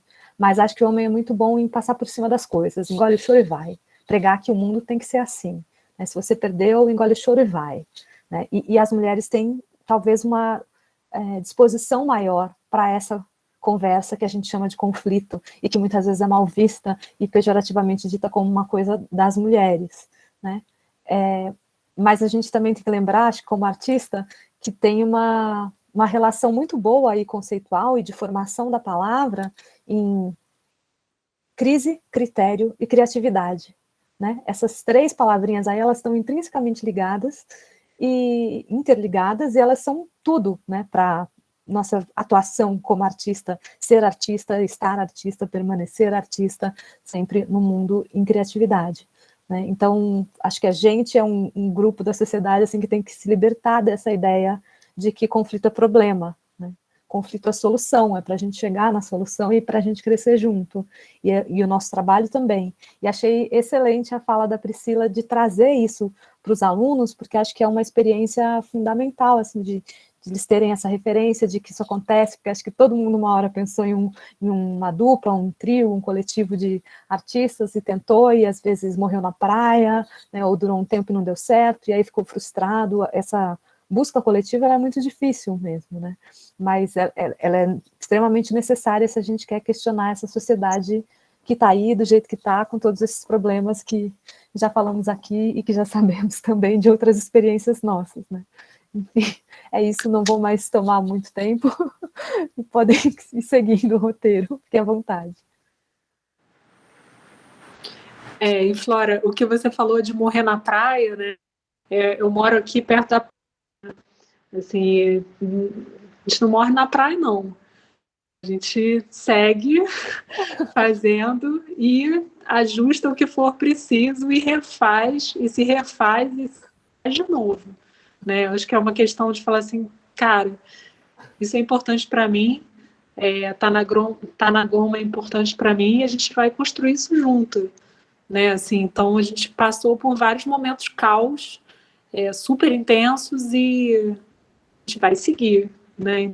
Assim, é uma coisa mesmo de persistência e que você perguntar, isso faz sentido para mim hoje? Então eu tô aqui hoje, né? Então, assim, não sei, eu acho isso muito importante de dizer, né? Porque isso perpassa, como a Flora falou, todos os grupos, né? Não importa o tamanho do grupo, né? Assim, então, eu acho que vale a pena, né?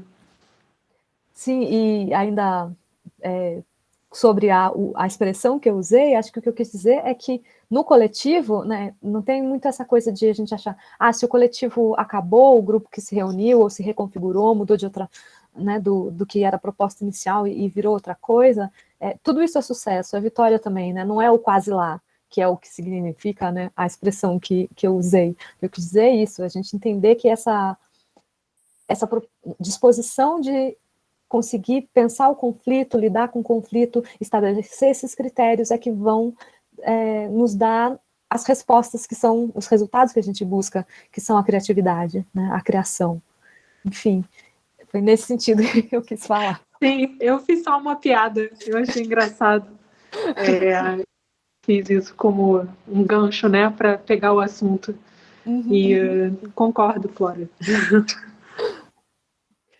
Bom, fiquem à vontade aí para, acho que é Mariana agora, e a gente deixa as perguntas dos alunos se tiverem para o final, para a gente ir seguindo o tempo, pode ser? Quanto tempo temos, Flora? Olha, eu parto do princípio com os alunos sempre que se a gente espera eles 10, 15 minutinhos, também é essa tolerância que a gente tem para depois. Então, tá nosso bom. 22 já vira 22:15. Tá bom. Enfim, fiquei com o desafio da fala, né, da fala final, vou ter que ser super sintética. E eu acho que eu vou partir dessa fala, né, que a Priscila traz, a questão da coletividade, né, assim, dessa grupa. O que me mobilizou para entrar na Goma. Eu fui uma das últimas artistas a entrar, eu entrei em fevereiro deste ano. Conheci a ação da grupa pelo Instagram, pelas redes sociais, e o que me mobilizou foi, claro, participar de um coletivo. Eu venho do teatro, então eu tenho alguma experiência aí de grupo, já de muitos anos. A minha formação, eu saí do teatro em 2003, e a partir de 2003 eu trabalho com arte, não faço outra coisa que não seja ser artista. E estar em grupos me ensinou muito, né, a fazer assim sempre, né, estar em grupo é um exercício para a vida social, no sentido de que eu entendo, eu preciso me descolar de quem é a Mariana, como que a Mariana pensa, como ela pode contribuir e atuar neste grupo, e o grupo, ele é outra coisa que não é eu. Ele tem um corpo próprio, ele tem uma vida própria, ele tem um tempo próprio, eu contribuo com ele, mas ele não pode ser somente a minha voz. E conflito, gente, sempre vai existir, porque é o primeiro coletivo só de mulheres que eu participo, mas no teatro a gente tinha, né, eu participava de grupos e coletivos de homens e mulheres, e assim, os desafios vejo que são os mesmos, nesse sentido de, né, de quem, né, dessa organização, como a gente se distribui para fazer as coisas, porque é isso, não tem... É fácil mandar, né? Alguém vai fazer e tal, mas não, ali somos nós que chegávamos na sala de ensaio, ia ter que varrer para ensaiar, para depois deixar limpo, né? É claro que aqui a gente está no, né, a grupo acontece no meio virtual, mas é isso, precisa abrir a sala, precisa, né, ter esse cuidado da pauta, depois de devolver uma ata para aquelas que não foram. Então, essa vida, ela vai acontecendo e vai tendo essa manutenção desse corpo, que eu gosto de chamar desse corpo coletivo, que eu só faço parte, eu sou só uma linha desse grande emaranhado chamado Goma Grupo. Eu falo que somos nós, né? São os nós, onde a gente, a nós. E, né, eu venho, como, né, acho que essa última fala, para trazer também, enquanto a Laila traz um pouco desse histórico, a Ana trouxe alguns projetos, a Priscila trouxe um pouco dessa organização, e eu, né, finalizo trazendo assim, o que a gente está fazendo agora? Né, assim, a gente está, como diz a Ana, né, a gente sempre tem muitas ideias, muitos projetos são semeados, é um terreno muito fértil, e o que a gente está atualmente né, assim, cultivando é o movimento Linhas, que é um projeto que inicia com uma vontade de fazer uma curadoria experimental dentro da Goma, onde, nesse movimento, eu e a Mônica, que inclusive está aqui presente também, fomos conduzindo para que a gente fizesse uma chamada interna e dali as gomas que sentissem, né, que tinham seu trabalho, que esbarrava ou que estava totalmente dentro desse campo das linhas, pudessem, então, encaminhar para a gente. E aí, daí, né, a gente foi recebendo esses trabalhos maravilhosos, que foram, ao total, 11 propostas que a gente recebeu, mas eu e a Mônica somos 13 ao total. E dali, desses encontros, foi surgindo, a princípio, era para ser uma coisa muito simples, apenas uma reunião desses trabalhos, e depois a gente postar no Instagram, e aí para ver, né, como que é muito bonito esse movimento do coletivo, né, porque enquanto em alguns momentos eu e a Mônica estávamos muito certas, né, de vamos lá, né, fazer essa exposição virtualmente, porque é o que nos é permitido, já que cada uma está num lugar distinto, distante geograficamente, como é que, nesse momento, o que temos então, essa plataforma, e aí vem a Ana e a Laila, né, para quebrar com essa proposta, né, e como que a gente está aberto para acolher, né, para entender o que o grupo, né, propõe, o que o grupo quer, não é só o que eu quero. Então, como é que é esse diálogo também de ceder das ideias que são gestadas, né? E aí, na hora que a gente bota para o mundo, a gente sabe que o filho não é só nosso, né? Os outros também cuidam, também criam, também ensinam. E aí, né? Então, assim, é muito bonito esse movimento, né? E aí, a partir daí, não é à toa o nome, porque ele vai, né, vai nos movimentando internamente em várias, não em todas, mas em várias dimensões. Então, estamos aí trabalhando, possivelmente para o ano que vem, para fazer uma residência, para fazer um material gráfico com esses trabalhos, para depois ir para o Instagram e para o site, e talvez fechar com chave de ouro aí com uma exposição presencial, se tudo der certo, mas vai dar certo.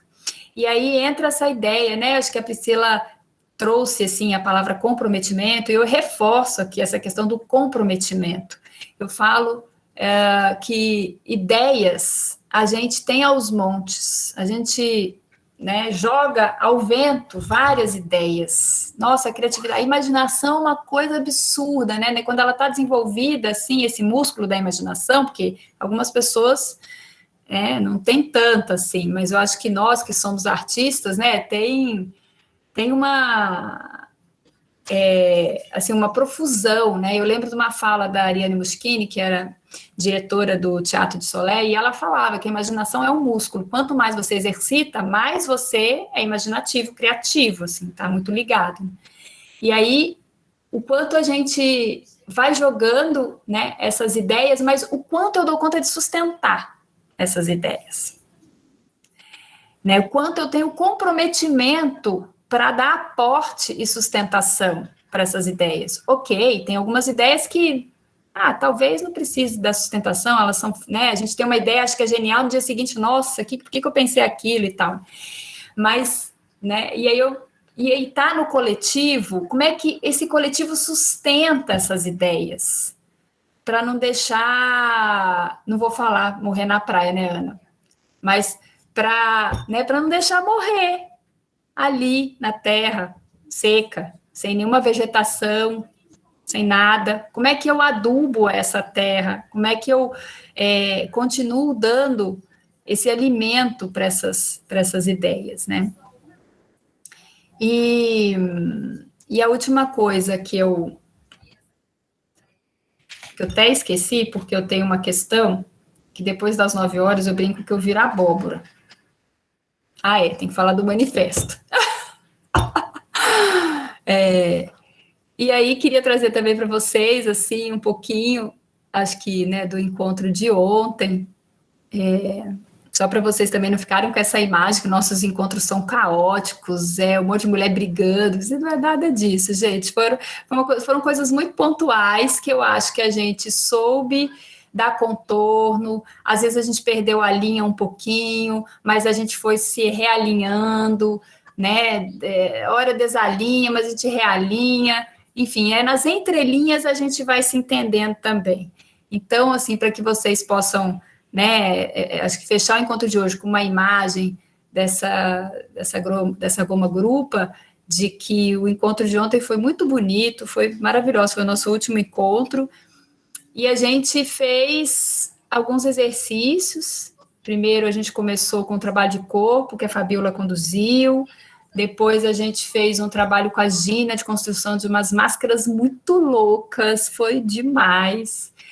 E, para finalizar, eu conduzi um trabalho bem simples, assim, de uma escrita criativa, para o que eu chamo, assim, de uma ideia de composteira de ideias, para a escrita da nossa manifesta, que a nossa ideia não é fazer um manifesto, mas uma manifesta, que a gente pudesse trazer essa ideia da alegria, da festa, da união, da junção, mas também com uma responsabilidade, com afeto, com uma atuação política muito importante, e aí a gente está aí esboçando a nossa manifesta como esse nosso, não sei, quase como um documento de identidade que a gente lança para o mundo, de quem somos, como vamos atuar no mundo, como que a gente, né, ok, a gente tem um nome, mas a gente também, né, aqui a gente veio para esse mundo, assim, eu acho que como esse,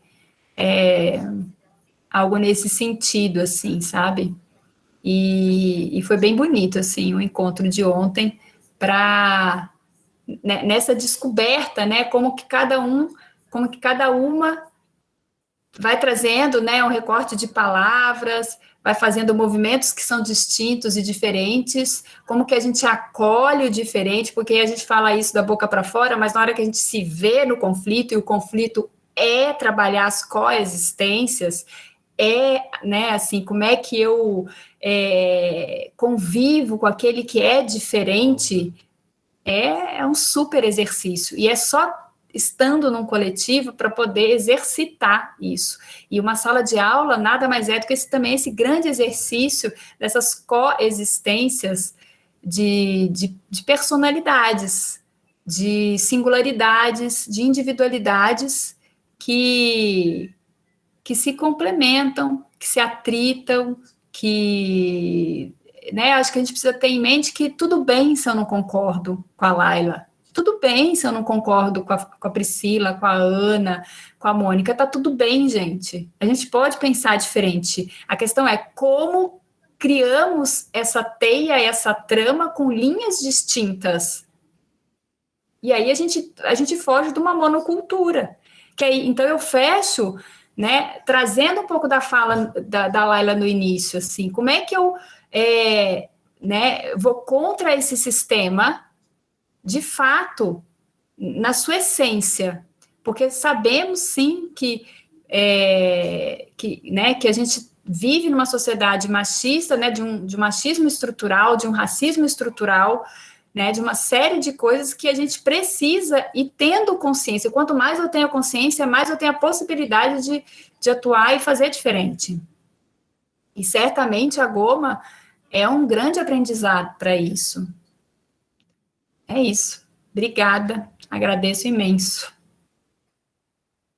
Ah, gente, só para esclarecer, né? Quando eu falei discussões, assim, eu estava falando de uma coisa tão maravilhosa, onde a gente conversando, discutindo coisas incríveis e pontuando, né? Que com isso a gente tem conseguido construir uns trabalhos incríveis também, né?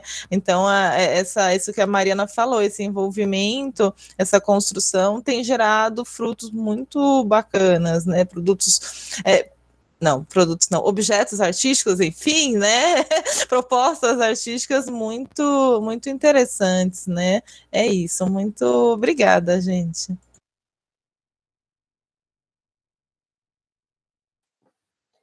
Eu só tenho a agradecer a vocês pela disposição de aceitarem o convite, estarem aqui com a gente hoje.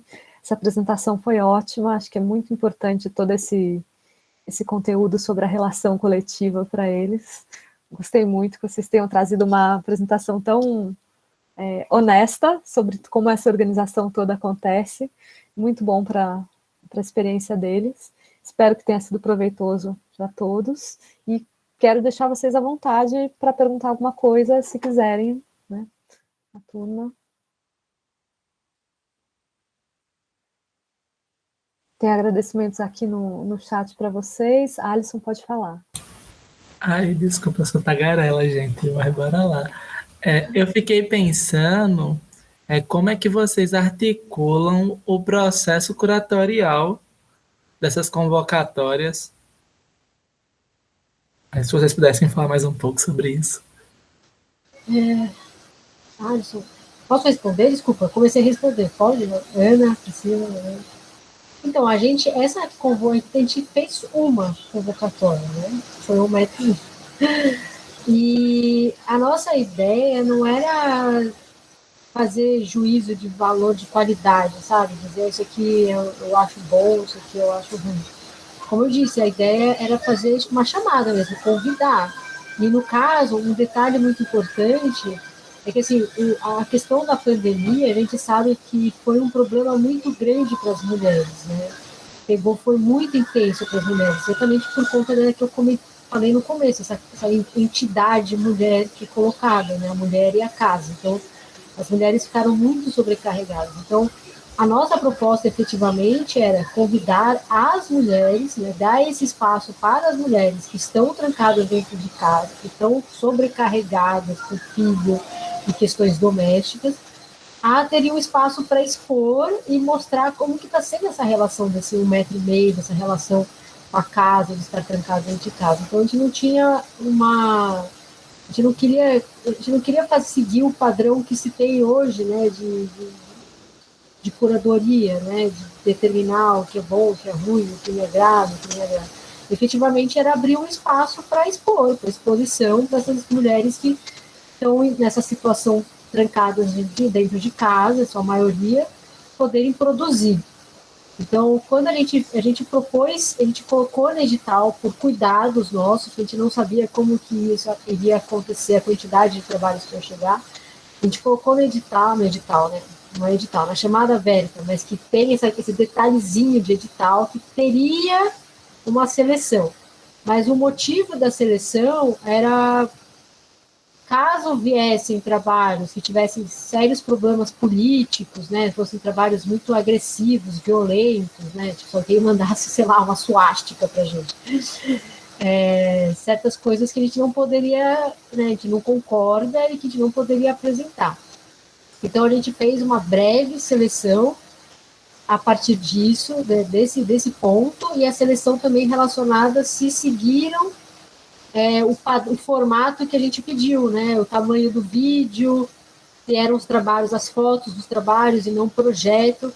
Então, sei lá, foram eu vou chutar o número, tá? Eu não sei exatamente o número, 103, 107, alguma coisa, assim, de artistas que apresentaram os trabalhos, né? Foram muitas artistas e foi muito legal. Efetivamente, foram artistas do mundo. Tivemos artistas da Argentina, de Israel e tal. 10 artistas acabaram não entrando na exposição, mas porque não enviaram o trabalho no formato correto, enviaram um projeto, por exemplo.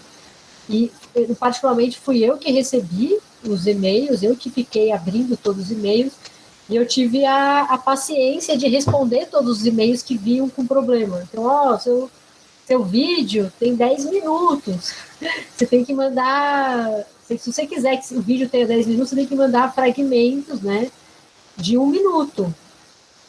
Porque o Instagram só aceita 60 segundos exatos para colocar na postagem, no feed. Então, eu fiquei conversando com vários artistas para elas corrigirem os trabalhos, né, o formato dos trabalhos, os trabalhos entrarem. Então,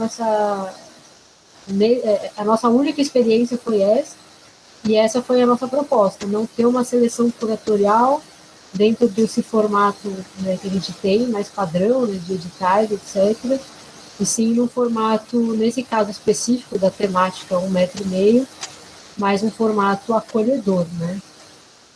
Mas eu acho que cada projeto provavelmente vai exigir formatos diferentes de escolha de trabalhos, por conta da estrutura da coisa, né? No caso do Instagram, é meio que infinito, né? Dependendo da estrutura, da situação, mas eu acredito que a proposta do grupo vai ser sempre voltada a um ponto de vista de acolher, não de acolher, de potencializar, de propor a criação, de conversar com a pessoa que está enviando, e não no sentido de exclusão. Tá? Chegar e falar, não, você não vai expor, porque eu não gostei, sei lá. Não vai acontecer isso. O grupo não vai passar por essa fase, por essa etapa, assim, de olhar os trabalhos dessa forma. Satisfez a resposta, Alisson? Ficou... pronto. Ele está retornando aqui no chat. Bom, pessoal, é isso. Se vocês tiverem mais perguntas, é o momento de falarem. Fiquem à vontade, sem problemas. Quem está perguntando sempre pode perguntar. Estou dando uma agilizada só pelo horário, assim, para vocês irem se manifestando. Aqui a pergunta da Juliane está sendo respondida no chat, está tranquilo? Ou vocês querem perguntar mais alguma coisa em relação a isso, Juliane? Eu achei muito bacana essa parte que vocês falaram de sentir a necessidade de organizar essa representação do coletivo, né? Porque essa é uma questão que a gente sempre tenta, com o coletivo, se superar, né? De propor que não precise da representação, que tem uma horizontalidade, que a gente divida as tarefas, e é sempre o grande desafio. Assim, eu participo de uma CSA, que é uma comunidade que sustenta a agricultura, e a tentativa também é sempre essa, assim, de não precisar, né, dessa representação de poucos assumirem o comando de algumas tarefas vitais para gerir o coletivo, né, e acaba nunca dando certo, assim. Então, talvez seja esse papel, assim, do que a Mariana falou de não sou eu, né? O grupo nunca sou eu, o grupo são muitas vozes, a gente precisa entender isso, e acho que entender que tem essas muitas vozes é o que faz a gente perceber o porquê da representação. Há uma certa maturidade também em a gente entender que a gente tem essa limitação, né, de precisar de uma representação para que as coisas andem, e a gente talvez tenha um reconhecimento por quem faz esse trabalho no coletivo, né, dentro do comprometimento. E aí esse sistema de rotatividade que vocês colocam é muito bom, né, uma rotatividade, assim, se a gente para pensar como a vida é acelerada, hoje 6 meses passa assim, né, rapidinho, e aí também tem uma oportunidade de todo mundo ocupar esse lugar, né. Pode falar, Ana. E isso muito, assim, realmente a gente viu que é necessário. Eu conversar com uma pessoa especializada em gestão de grupo mesmo, e gestão de conflitos, e uma das questões é que alguém tem que ter esse papel, né, de olhar pelo todo, né, e como se fosse ter uma visão geral dos movimentos que estão acontecendo num determinado grupo de pessoas, né, e a gente viu que isso realmente é muito pertinente, assim, e essa rotatividade faz com que isso não fique sobrecarregado nem pesado para ninguém, né? Então, realmente é uma coisa a se parar, assim, eu acho que em qualquer trabalho de grupo, né, assim, se você não tem um olhar, não um olhar de fora, né, mas um olhar pelo todo e um cuidar, né, cuidar do todo, cuidar dos movimentos que estão acontecendo. Isso realmente faz diferença. E uma mediação de conflitos, né? Então, assim, a gente... eu acho que